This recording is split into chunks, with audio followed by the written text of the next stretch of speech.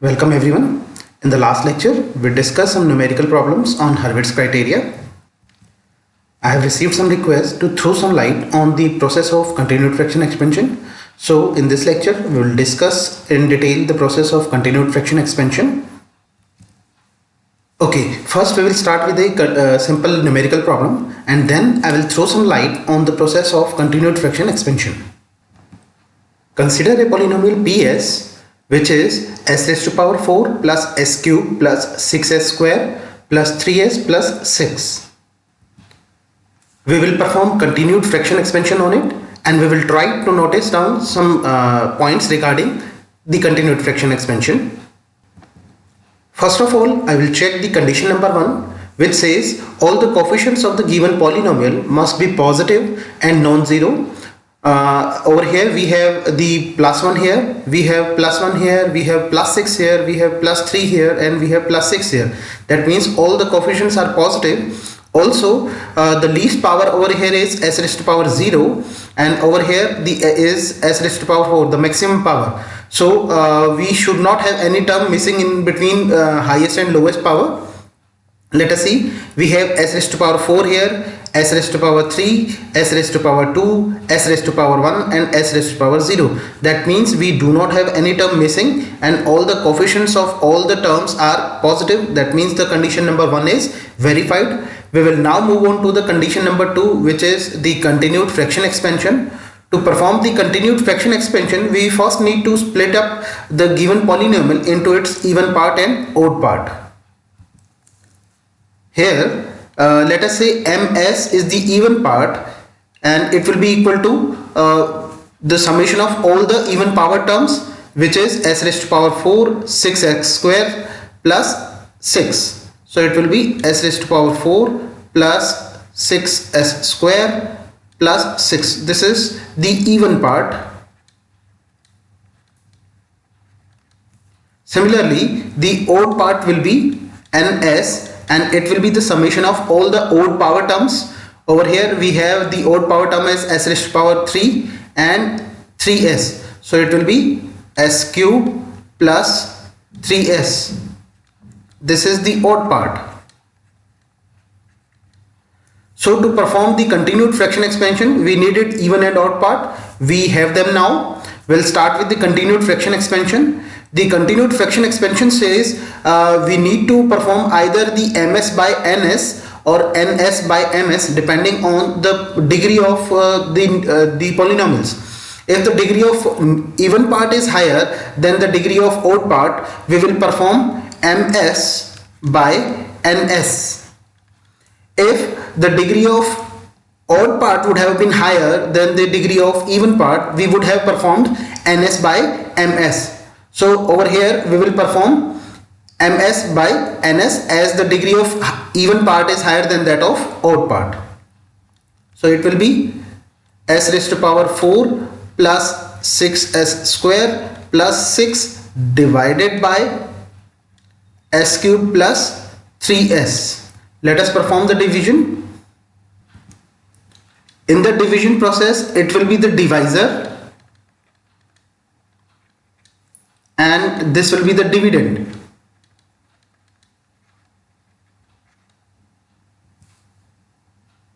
So s cube plus 3s would become the divisor and in the dividend section I will write s raised to power 4 plus 6s square plus 6 and I will perform the simple division for one step only. Over here I have s raised to power 4, over here I have s raised to power 3. So to make this equal to this, I need to multiply this with s only. If I multiply this s with this s cube plus 3s square, I will get s raised to power 4 plus 3s square and I do not have any other terms, so I can write plus 0 here. Now I will subtract these two terms. This will be minus, minus and minus. I need to change the sign of the this polynomial. After the sign change, I can see these two terms can cancel out each other. I will get 6s square minus 3s square. So their subtraction would be 3s square. Over here we have 6 and minus 0. 6 minus 0 would be plus 6 only. So this is the remainder now. We had this divisor, this as the dividend, this will be the remainder, and this is the quotient here. Now this remainder would become our new divisor.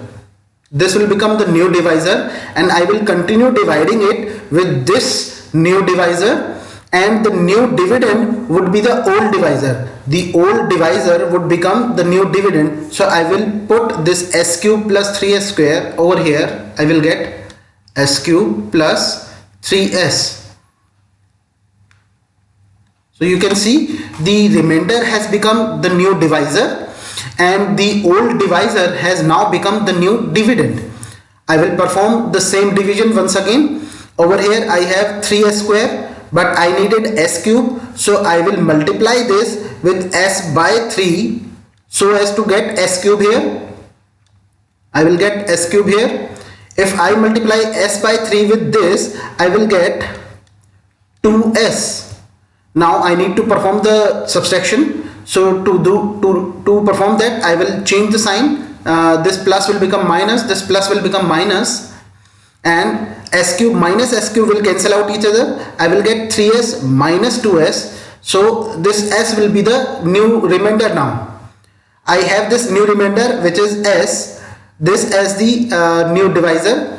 Now this new remainder will become the new divisor. So I will consider this as the new divisor, and I will bring this 3s square plus 6 over here. That is, the old divisor will now become the new dividend. So I will write 3s square plus 6 here, and I will continue the division once again. I have s here, but I needed 3s square, so I will multiply it with 3s so as to get 3s square plus 0. I can write it over here. Changing the sign will give this 3s square minus 3s square will cancel out, and I will get 6 as the remainder now. 6 minus 0 will be 6. Now this is the new remainder. Once again, this remainder will become the new divisor. This will become the new divisor, and this old divisor will become the new dividend. So I will write it here s, and again I will perform the division. To get the s, I need to multiply this with s by 6. So if I multiply this s by 6 with this 6, I will get s here. Changing the sign and subtracting, I will get 0 remainder. There the remainder will be 0. So over here I am getting the 0 remainder. So I can say the continued fraction expansion has been terminated now. Getting? There are some things to be noted in this continued fraction expansion. The first thing is, we started by separating the even part and odd part, and the dividend becomes the one which has the highest degree. Over here the even part has the highest degree, so it becomes the dividend, and NS has the lower degree than that of even part, so it became the divisor here. I performed the one-step division. I got this as the quotient, this as the quotient,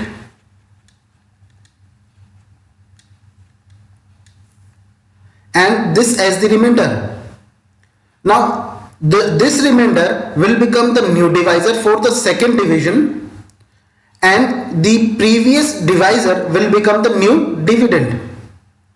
And after dividing it, I'll get a remainder once again. Now this remainder became the new divisor for the third step or the third division, and the previous divisor became the new dividend. And this way I continued it till I get the 0 remainder. The other thing to be noticed here,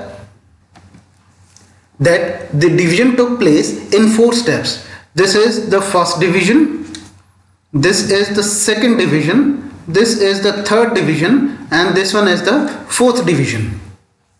So the number of steps of the expansion is equal to the highest degree of the polynomial, which is s raised to power 4 here. That is, number of steps of expansion or division should be equal to the highest degree of the given polynomial. The other thing to notice here that all the quotients over here has only s raised to power 1 power. You can see here.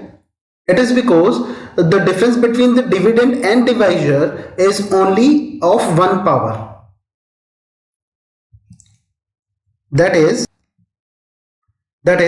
quotients must have a degree of 1 only, as noticed over here. And the last thing that we can notice that every expansion must end at 0 remainder. We have a remainder of 0 here, so the remainder of every expansion should terminate at 0. That is, remainder of continued fraction expansion must be 0. If all these three conditions are satisfied in this continued fraction expansion, we will say the expansion is complete. Otherwise, we will say that the continued fraction expansion abruptly terminated. Abruptly terminated. And no inference can be drawn from the continued fraction expansion. So as per this given question, we have to check whether the given polynomial is a Hurwitz polynomial or not. It verified the condition number 1. To verify the condition number 2, we need to perform the continued fraction expansion and we needed to check the quotients. And the quotients should also come out to be positive. As we can see, it is positive, this one is positive, this one is positive, and this one is positive also. So all the coefficients are positive. We will say the given polynomial is a Hurwitz polynomial. Hurwitz polynomial. By proving it to be Hurwitz polynomial, we are saying that all the roots of this polynomial will be lying only into the left half of S-plane. There will be no pole of this polynomial which will be in the right half of the S-plane. There is another way of writing this continued fraction expansion, which is if we divide ms by ns, I will get a quotient with the s raised to power 1 power. Let me write it to be equal to alpha 1 s plus I will get some remainder. Let me say I get a remainder of r1 s divided by I will get the divisor which was ns. So ms by ns, I can write this to be equal to alpha 1s, that is the quotient plus remainder divided by divisor. If I notice here, the remainder has a power of or a degree of 2 over here, and it has a degree of 3. That means it will be having, the remainder will be having the lower degree than that of the denominator. And further I can write it like alpha 1s plus 1 divided by ns divided by r1s, where now this ns has the higher degree than this lower degree. That means I can again perform a division over here. With this division I will again get a quotient here. Let me write it to be equal to alpha 1s plus 1 divided by, let me write, I get a coefficient of alpha 2s, quotient of alpha 2s plus a remainder. Let me say the remainder now is r2s divided by the divisor. Divisor now is r1s. This is r1s.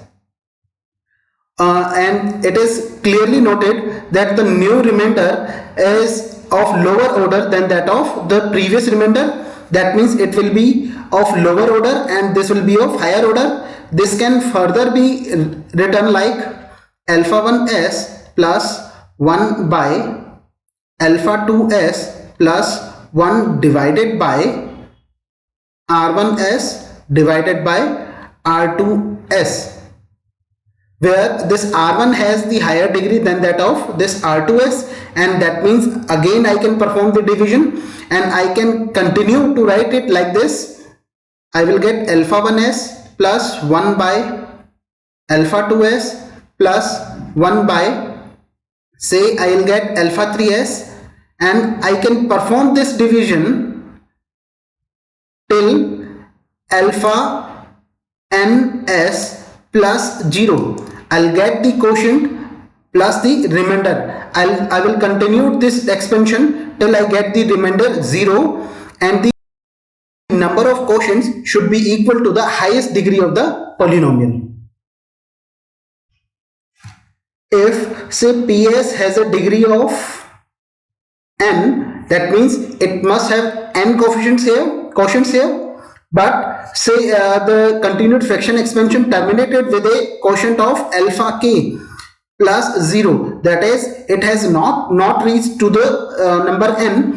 That means in that case we will consider, or we will say that the expansion is abruptly terminated.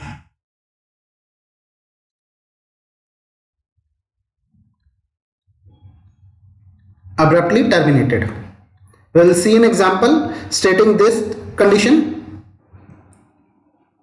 We are provided with this polynomial which has a highest degree of 6. So to perform the continued fraction expansion, we will separate out the even and odd parts, which will be